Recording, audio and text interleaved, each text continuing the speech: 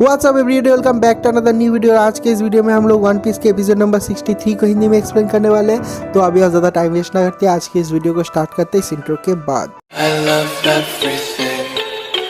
Fire spreading all around my room.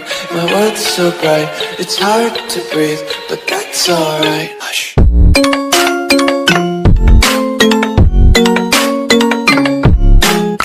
तो इस video के स्टार्टिंग में हम लोगों को लबून के पास्ट लाइफ के बारे में बताया जाता है कि वो कौन है और यहाँ पर कैसे आया है।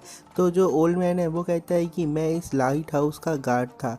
तो एक दिन 50 साल पहले यहाँ पर एक पायरेट ग्रुप आया। वो पायरेट ग्रुप बहुत ही ज़्यादा अच्छा था और उस ग्रुप के साथ ही ये जो रिवर्स माउंटेन है उसके ऊपर से बहते हुए ये जो छोटा लाबून है वो यहाँ पर पहली बार के लिए आया था। यूजुअली जो आइलैंड बेल्स होते हैं वो लोग इस ब्लू पे रहते हैं, वो लोग एक तरह से ग्रुप बना लेते हैं और उस ग्रुप में रहते हैं। लेकिन ये जो वेल है वो अपने ग्रुप से बाहर निकल गया था और ये पायरेट ग्रुप को फॉलो कर रहा था, क्योंकि ये जो वेल है उसका ह्यूमन हार्ट है, वो ह्यूमन की तरह सोचता है। और ये जो पायरेट है इन सारे के सारे पायरेट को वो अपने दोस्त मानता था, वो अपने आप को इस क्रू का हिस्सा मानता था। तो वो जो पायरेट ग्रुप था वो रेड लाइन के इस जगह पे रुक गया था और यहाँ पर वो लोग 7 से 8 महीना बिताए, क्योंकि उन लोगों का जो शिप था उसको रिपेयर करना था। और वो लोग अपने शिप को जब तक रिपेयर कर रहे थे तब तक इस लबून के साथ उन लोगों ने बहुत ही अच्छा टाइम बिताया। और जब उन लोगों को ग्रैंड लाइन में जाने का वक्त हुआ वो लोग इस लबून को इस लाइट हाउस के मास्टर के हाथ में सौंप के गया और ये कह के गया कि हम लोग 3-4 साल में वापस आ जाएंगे, प्लीज़ इसका ख्याल रखना।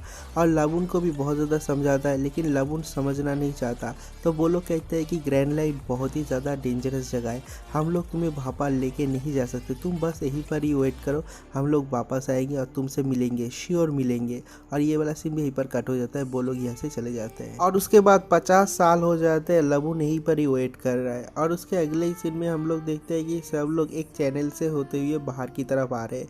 तो जो जोरो है वो कहता है कि ये चैनल तो बहुत ही ज़्यादा खतरनाक है। मुझे तो ये देख के बहुत ज़्यादा हैरानी हो रहा है कि इसके अंदर बॉडी के अंदर इतना बड़ा एक चैनल है, उसके बाद भी ये जिंदा है। तो वहाँ पर जो ओल्ड मैन था वो कहता है कि ये एक डॉक्टर का प्लेफुल माइंड है, तुम लोगों को लगता नहीं होगा लेकिन मैं एक टाइम पे डॉक्टर था, मेरा भी एक चेम्बर था और मैं बहुत ही एक अच्छा डॉक्टर था। तो लूफी कहता है कि तुम डॉक्टर थे? तो वो बंदा कहता है कि हाँ। तो लूफी उसको इन्वाइट करता है, कहता है कि हमारे शिप में आ जाओ, हमारे क्रू को ज्वाइन कर लो। तो ये बंदा लूफी के इस रिक्वेस्ट को रिजेक्ट कर देता है और कहता है कि मैं बहुत ज़्यादा ओल्ड हो चुका हूँ, अब मेरे में उतना ज़्यादा एनर्जी नहीं है कि मैं ऐसे ही पायरेट खेलूँ। और उसके बाद वो ऊपर उठ के एक दरवाज़ा खोल देता है जिससे कि उन लोगों का बोट के सामने एक रास्ता खुल जाता है और वो लोग बाहर चले जाते हैं। तो जो नामी है वो कहती है कि ये एक डॉक्टर का किया धरा है, मतलब तुम ट्रीट कर रहे हो इसको? तो वो बंदा कहता है कि हाँ, इतना बड़ा वेल है, मैं बाहर से इसको ट्रीट नहीं कर सकता, इसलिए मुझे अंदर से इसको ट्रीट करना पड़ता है। और उसके बाद हम लोग देखते हैं कि जो गोइंग मैरी है वो बाहर आ जाता है। गोइंग मैरी में दो जो अनवांटेड गेस्ट थे, वेडनेसडे और मिस्टर 13 और 16 ऐसे करके, वो दोनों उन लोगों का होश आता है और वो लोग वहाँ से भाग जाते हैं।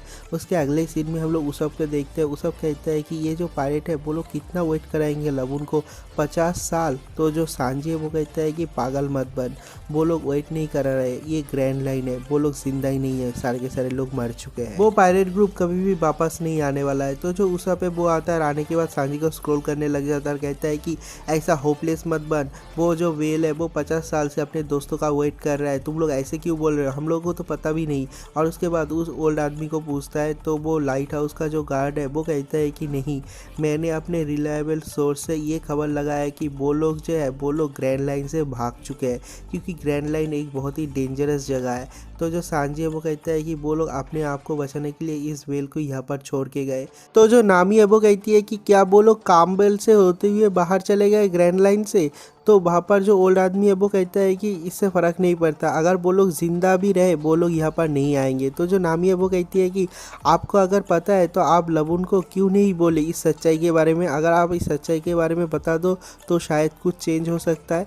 तो वो ओल्ड आदमी कहता है कि क्या लगता है मैंने नहीं बताया, मैंने बहुत बार लबून को समझाने की कोशिश किया लेकिन उसे समझ में ही नहीं आता, वो समझना ही नहीं चाहता। जो लबून है वो सोचता है कि उसके दोस्त आएंगे, कभी ना कभी तो आएंगे, लेकिन ये सोच के उसे डर लगता है कि ये जो सच्चाई है कि वो लोग कभी नहीं आएंगे। इसलिए उसके बाद से जो लबून है वो रिवर्स माउंटेन की तरफ देख के चिल्लाते रहता है और अपने सर को रेड लाइन पे मारते रहता है। और उसका साइज़ इतना बड़ा हो चुका है कि वो माउंटेन क्रॉस करके अपोजिट साइड पे भी नहीं जा पाएगा। तो एक ही चांस है, अगर उसके दोस्त यहाँ पर आए तो ही वो लोग उसके साथ मिल पाएंगे। और उसके बाद वो ओल्ड आदमी कहता है कि ये जो लबून है वो 50 साल से अपने सर को वहीं पर ही मार रहे हैं। अगर ऐसा ही कंटिन्यू होता रहा तो उसका सर फट जाएगा और वो बहुत ही जल्दी मर जाएगा। और ये सुनने के बाद ही लूफी बहुत ही ज़ोर ज़ोर से चिल्लाने लग जाता है और उन लोगों के शिप का जो मेन मास्ट है उसे तोड़ के लेके भागने लगता है। तो सब लोग कहते हैं कि देखो, एक सेकंड के लिए उससे नजरें हटाई तो दुर्घटना घटी। हम लोग देखते हैं कि लूफी जो मास्ट है उसे के दौड़ते हुए उस वेल के सर में चढ़ता है और उस वेल के सर के ऊपर एक जगह से खून निकल रहा है और वहां पर ही जाके लूफी उसका जो मस्त है उसे घुसा देता है। तो इससे उस वेल को बहुत ज़्यादा दर्द होता है। जो सारे के सारे स्ट्रॉ हैट पायरेट है सब लोग कहते हैं कि ये तुम क्या कर रहे हो, तुम पागल हो क्या। तो जो वेल है उसके घाव के ऊपर फिर से लूफी वार करता है, इस वजह से उस वेल को बहुत ज़्यादा दर्द होता है।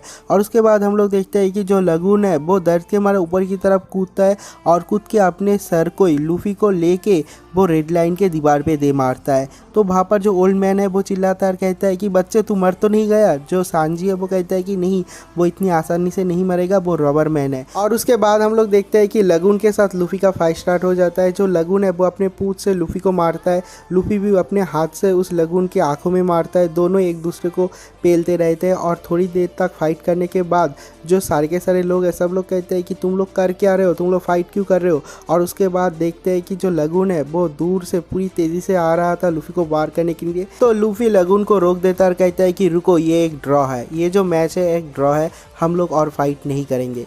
और उसके बाद लूफी लगून को कहता है कि क्या मैं बहुत ज़्यादा स्ट्रांग नहीं हूँ, मैं भी स्ट्रांग हूँ, तुम भी स्ट्रांग हो, लेकिन हम लोगों को पता नहीं कौन ज़्यादा स्ट्रांग है। हम लोगों को ये डिसाइड करना पड़ेगा कैसे। हम लोग एक और बार फाइट करेंगे, लेकिन हम लोग अभी फाइट नहीं करेंगे। तुम्हारे जो दोस्त थे 50 साल पहले वो सारे के सारे दोस्त मर चुके हैं और वो लोग कभी भी नहीं आने वाले हैं, लेकिन अभी तुम्हारा एक राइवल है और वो हूँ मैं। तुम्हें मुझे हराना पड़ेगा ये डिसाइड करने के लिए कि हम दोनों में से कौन ज़्यादा स्ट्रांग है। मैं तो अभी के लिए ग्रैंड लाइन पे जा रहा हूँ, लेकिन हम लोग जब ग्रैंड लाइन से वापस आएंगे तुम्हें मुझसे फाइट करना पड़ेगा और मुझे हराना पड़ेगा, तभी हम लोग डिसाइड कर पाएंगे कि हम दोनों में से सबसे ज़्यादा स्ट्रांग कौन है। ठीक है, ये भूलना मत, हम लोग ज़रूर फाइट करेंगे। और लूफी के ये बात सुनने के बाद जो लगून होता है वो भी इमोशनल हो जाता है, रोने लग जाता है। जो स्ट्रॉ हैट पायरेट है सब लोग बहुत ज़्यादा खुश होते हैं। जो सांजी है वो कहता है कि कभी कभी ये गधा भी काम का काम कर जाता है।